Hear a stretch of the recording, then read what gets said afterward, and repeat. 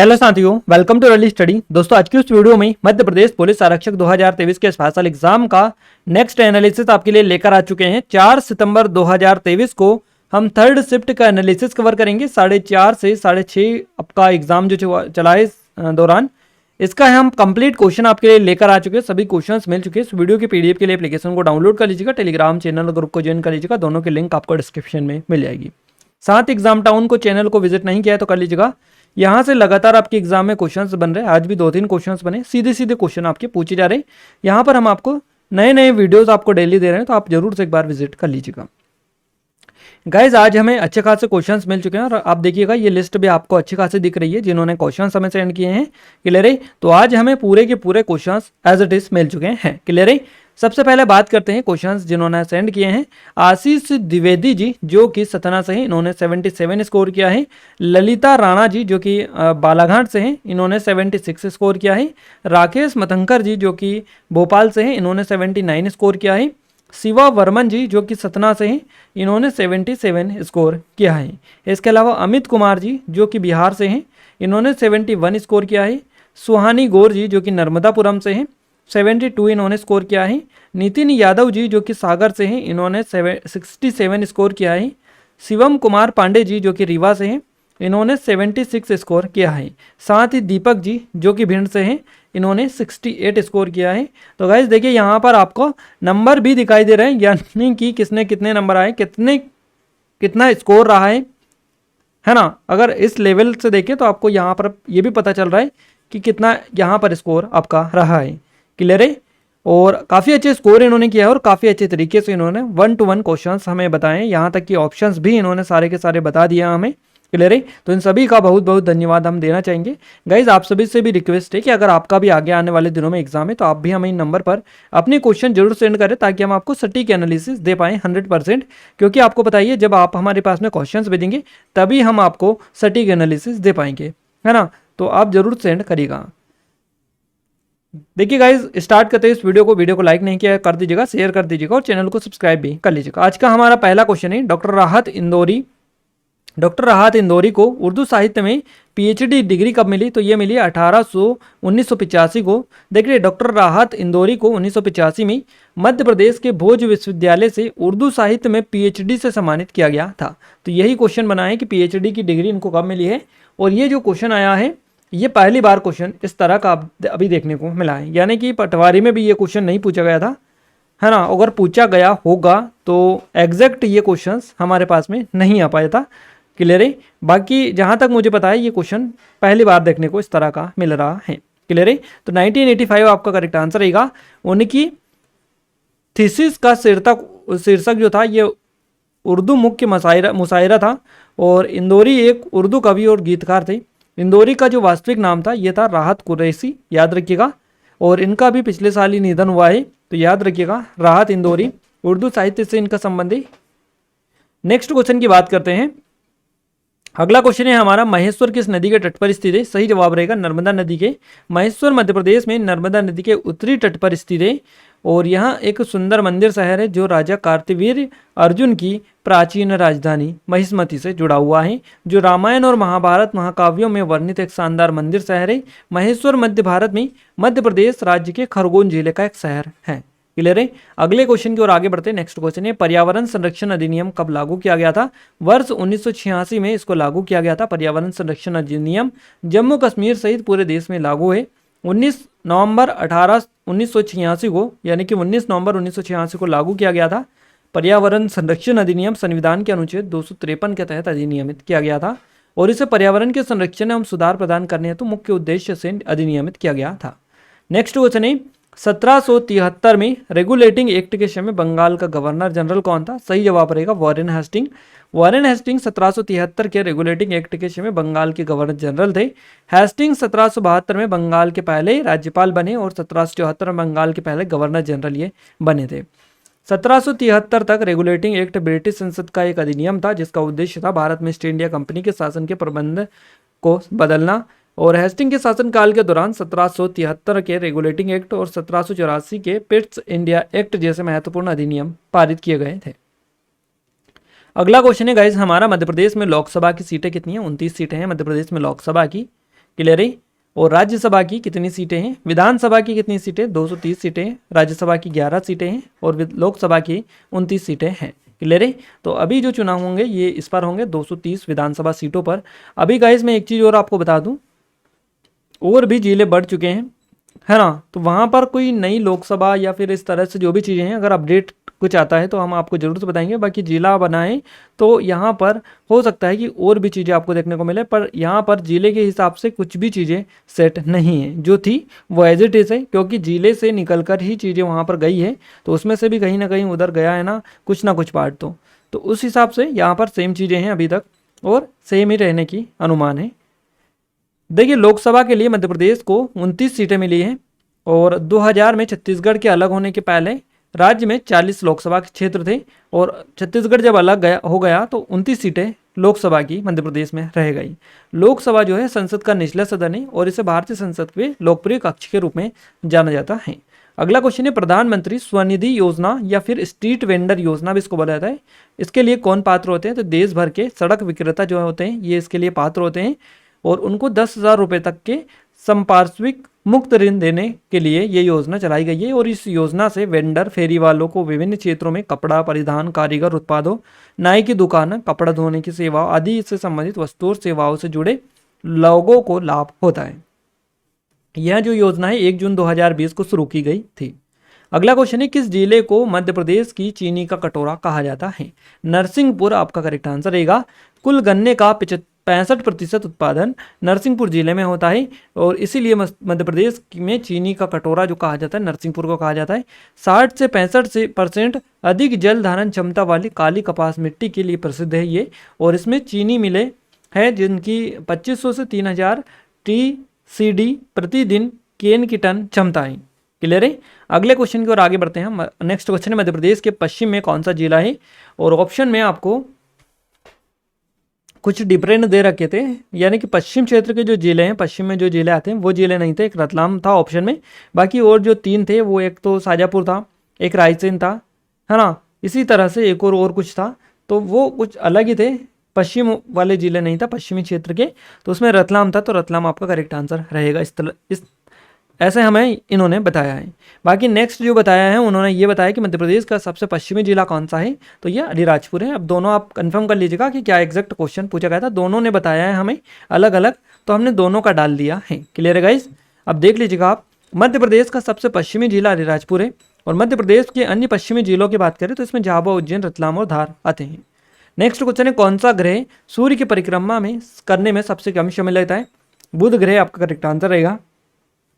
देखिए जो बुध ग्रह है ये सूर्य की परिक्रमा में सबसे कम समय लेता है और बुध सूर्य से सबसे निकट है। यहाँ केवल 88 दिनों पृथ्वी दिनों में सूर्य की परिक्रमा करता है। बुध की कक्षीय गति का लगभग 47.87 किलोमीटर सेकेंड।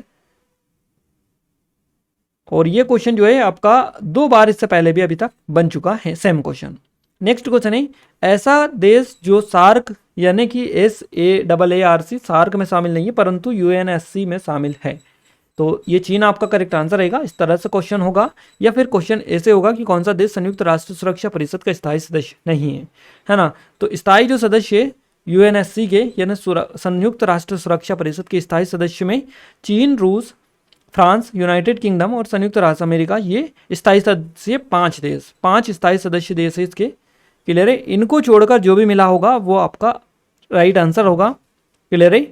अस्थायी सदस्य वो होगा, है ना, स्थायी सदस्य नहीं था, तो इन 5 को छोड़कर जो भी होगा आपका राइट आंसर होगा। अब इन दोनों में से कौन सा क्वेश्चन था ये तो हमें नहीं पता है, बट हमने दोनों डाल दिए हैं क्योंकि दोनों हमें मिले हैं और इन्होंने बताया कि ये दोनों क्वेश्चन मतलब ये क्वेश्चन बना है।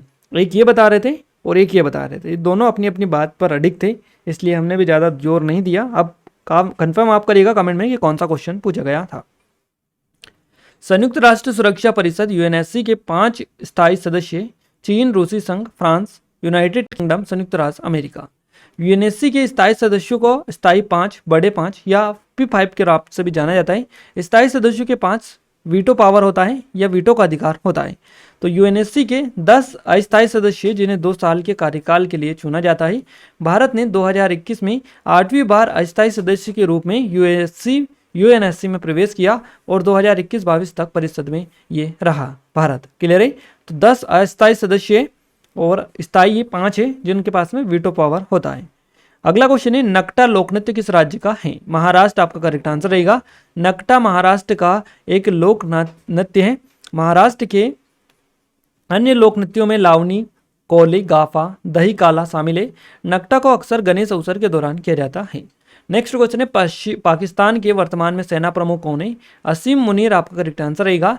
अगला क्वेश्चन है ग्रेट बैरियर रीफ कहाँ है? तो प्रशांत महासागर में। ग्रेट बैरियर रीफ ऑस्ट्रेलिया के उत्तर पूर्वी तट से दूर प्रशांत महासागर में प्रवाल भित्तियों 16 टापुओं का एक परिसर है जो दुनिया का सबसे लंबा और सबसे बड़ा प्रवाल भित्ति परिसर है। द ग्रेट बैरियर रीफ लगभग 16 किलोमीटर से 160 किलोमीटर की दूरी पर 2000 किलोमीटर से अधिक के लिए उत्तर दक्षिण पूर्व दिशा में फैली हुई है और लगभग 3,50,000 है ना वर्ग किलोमीटर का क्षेत्र यह है। अगला क्वेश्चन है इंटरनेट पर अपने ग्राहकों और आपूर्तिकर्ताओं के साथ एक फर्म की बातचीत किसके माध्यम से की जाती है? तो ई कॉमर्स के माध्यम से की जाती है। इंटरनेट पर अपने ग्राहकों की और आपूर्तिकर्ताओं के साथ एक फर्म की जो बातचीत है ई कॉमर्स के माध्यम से होती है। ई कॉमर्स भूभौतिकी बाधाओं को दूर करता है और सभी उपभोक्ताओं और व्यवसायों को संभावित ग्राहकों और आपूर्तिकर्ताओं के रूप में बनाता है। अगला क्वेश्चन है गाइस हमारा रॉक गार्डन किस शहर में स्थित है? चंडीगढ़ आपका करेक्ट आंसर रहेगा। प्रसिद्ध रॉक गार्डन चंडीगढ़ में स्थित है। भारत में पहला रॉक गार्डन चंडीगढ़ में स्थापित किया गया। इसका निर्माण 1957 में अधिकारी नेकचंद द्वारा किया गया था। चंडीगढ़ का पहला रॉक गार्डन नेकचंद गार्डन के नाम से भी जाना जाता है और यहाँ सूखना झील के पास में स्थित है।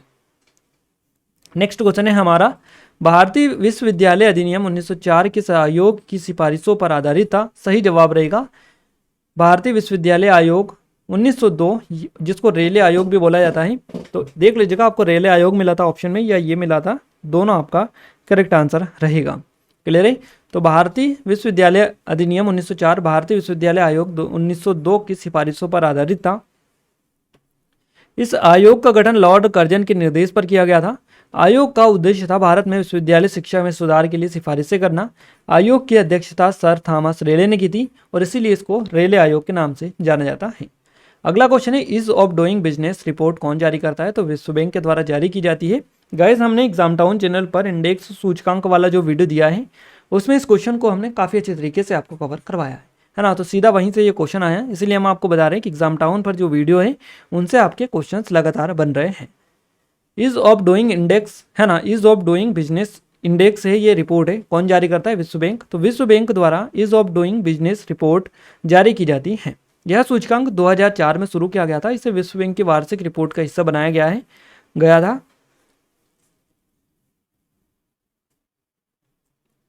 और 190 अर्थव्यवस्थाओं के व्यापार विनिमय का आकलन ये करता है।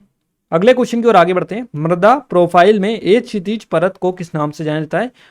टॉप साइल या ऊपरी मृदा के नाम से इसको जाना जाता है। मृदा की 3 मुख्य परतें होती है, एक क्षितिज ऊपरी मृदा, बी क्षितिज वन भूमि अवभूमि और सी क्षितिज होती है। तो ये 3 बेसिकली परतें होती है मृदा की। अगला क्वेश्चन है जिंक का सबसे बड़ा उत्पादक देश कौन सा है? चाइना आपका करेक्ट आंसर रहेगा। 2021 में चीन 4.2 मिलियन टन के साथ दुनिया का सबसे बड़ा जिंक उत्पादक था जो वैश्विक कुल का 33% था। कनाडा 8वें स्थान पर है जो कुल का लगभग 2% है। अगले क्वेश्चन की ओर आगे बढ़ते हैं। गंगा एक्शन प्लान किस वर्ष शुरू हुआ था? 1985 में। गंगा एक्शन प्लान GAP इसको बोला था, गैप। तो ये जून 1985 में भारत के तत्कालीन प्रधानमंत्री डॉक्टर राजीव गांधी इनके द्वारा शुरू किया गया था। गंगा की सफाई का विचार 1979 में भारत सरकार गवर्नमेंट ऑफ इंडिया द्वारा शुरू किया गया था, है ना। तो ये 20 के 20 क्वेश्चन हमें एग्जैक्ट मिल चुके हैं, पूरे बता दिए हैं हमने। एग्जाम टाउन पर विजिट नहीं किया तो कर लीजिएगा, सीधे सीधे क्वेश्चन बन रहे, लिंक डिस्क्रिप्शन में मिल जाएगी। ये कुछ ऑनलाइन कोर्सेज है जैसे कि सब इंस्पेक्टर की स्पेशल टेस्ट सीरीज है। गाइस आपकी वैकेंसी जल्द आने वाली है, सितंबर में आपकी वैकेंसी आ जाएगी। साथ ही साथ आपका जो पैटर्न है वो बिल्कुल भी चेंज नहीं होगा, पैटर्न सेम रहेगा, नया पैटर्न आपका नहीं बदलेगा, है ना। तो इसी पैटर्न पर बेस्ड है, बिल्कुल लेटेस्ट पैटर्न की टेस्ट सीरीज। अगर आपने इनरोल नहीं किया तो कर लीजिएगा, काफ़ी ज़्यादा छूट आपको दी जा रही है। साथ ही पुलिस आरक्षक की टेस्ट सीरीज भी है, अगर आपने इनरोल नहीं किया तो कर लीजिएगा। ये हमारी करंट अफेयर की ई बुक है मध्य प्रदेश की 2023 की। क्लियर है? इन सभी पर काफ़ी ज़्यादा डिस्काउंट मिल रहा है, लिमिटेड टाइम है, जल्दी से जाकर इनरोल कर सकते हैं। साइंस की बात करें, छिद्र मृदा कहाँ पाई जाती है, इस तरह से क्वेश्चन था। एक कोशिकीय जीव कौन सा है, इस तरह से अमीबा, पैरामीशिया, यूग्लिना, एंट अमीबा, क्लेमाई डोमोनास आपका करेक्ट आंसर है, और बैक्टीरिया। ये जो है ये एक कोशिकीय जीव है। गिर्द क्षेत्र में कौन सी मिट्टी पाई जाती है, इस तरह से क्वेश्चन पूछा गया। TOPS स्कीम कब लागू की गई, ये क्वेश्चन था। मेलेनोमा, देखिए मेलेनोमा से शरीर का कौन सा भाग प्रभावित होता है? तो पीठ, हाथ, पैर और चेहरा ये प्रभावित होते हैं। मुख्य उत्पत्ति किस अवस्था में होती है? इस तरह का क्वेश्चन था। मनुष्य में कुल कितनी हड्डियां होती है? 206 हड्डियां होती है। प्रवाल भित्ति से क्वेश्चन था। अवतल दर्पण में वस्तु कहाँ पर रखी कि प्रतिबिंब वस्तु के समान हो? वक्रता केंद्र पर। अलैंगिक प्रजनन की विशेषता, इस तरह से आपके क्वेश्चन पूछे गए। हमने एग्जैक्ट यहाँ पर बताने की कोशिश आपको की है। मैथ्स में SICI से 3 क्वेश्चन बने, परसेंटेज से 2 क्वेश्चन बने हैं, बोर्डमास से 3 क्वेश्चन बने हैं, अनुपात से 2 क्वेश्चन बने, ज्यामिति से 2 क्वेश्चन बने, LCM SCF से 1 क्वेश्चन पूछा गया, रेलगाड़ी से 2 क्वेश्चन बने हैं, समय कार्य से 2 क्वेश्चन बने हैं। क्लियर है? ये हमने वो बताए हैं जो आपको, जो उन्होंने एग्जैक्ट बता दिए कि इतने क्वेश्चंस आए हैं। हो सकता है संख्या पद्धति से भी क्वेश्चन बना हो और उनको याद ना आ रहा हो, है ना। तो इसलिए इन सभी टॉपिक से क्वेश्चंस लगातार आपके एग्जाम में बन रहे हैं, तो इन सभी को अच्छे से पढ़कर जाएं। क्लियर है गाइस? रीजनिंग में बात करें, अल्फाबेट सीरीज हो गई, कोडिंग डिकोडिंग से 2 से 3 क्वेश्चन, नंबर सीरीज से 2 से 3 क्वेश्चन, मिसिंग नंबर से क्वेश्चन बनाए, सिलोजिज्म से बनाए, दिशा दूरी से बनाए, बैठक व्यवस्था से 1 क्वेश्चन बनाए, अगली आकृति से क्वेश्चन लगातार बन रहे, घड़ी से बन रहे, फिगर काउंटिंग से बन रहे, कैलेंडर से 1 क्वेश्चन पूछा, 5 से क्वेश्चन बन रहे आपका, सुबह वाली शिफ्ट में पूछा गया था, कथन निष्कर्ष से 2 क्वेश्चन, रक्त संबंध से 2 क्वेश्चन, पेपर कटिंग वाले 7 से 8 क्वेश्चन बता रहे थे। हो सकता है ज़्यादा भी हो सकता है, कम भी हो सकता है, जो उन्होंने बताया वो एग्जैक्ट हमने आपको बता दिए हैं। क्लियर है? तो ये पूरा ओवरव्यू है आपके आज के एग्जाम का, सेकंड शिफ्ट का, है ना, थर्ड शिफ्ट का। जितनी भी चीज़ें हैं वो आपको हमने कवर करवा दी है कि कहाँ कहाँ से किस तरह के क्वेश्चंस आपके एग्जाम में आज पूछे गए हैं। क्लियर है गाइस? एग्जाम टाउन पर विजिट नहीं किया है तो डिस्क्रिप्शन में लिंक है, जरूर से विजिट लीजिएगा। और इस वीडियो की PDF के लिए एप्लीकेशन को डाउनलोड कर लीजिएगा, टेलीग्राम चैनल ग्रुप को ज्वाइन कर लीजिएगा, दोनों की लिंक आपको डिस्क्रिप्शन में मिल जाएगी। साथ ही साथ वीडियो को लाइक नहीं किया तो कर दीजिएगा, शेयर कर दीजिए अपने दोस्तों के साथ में। चैनल को सब्सक्राइब नहीं किया है तो करके बेल आइकन को ऑल पर सेलेक्ट कर दीजिएगा, ताकि जो भी नया वीडियो आए सबसे पहले आप सभी के पास में पहुंच पाए। क्लियर है? तो गाइस मिलते हैं हमारे नेक्स्ट शिफ्ट के एनालिसिस के साथ, तब तक के लिए जय हिंद, वंदे मातरम।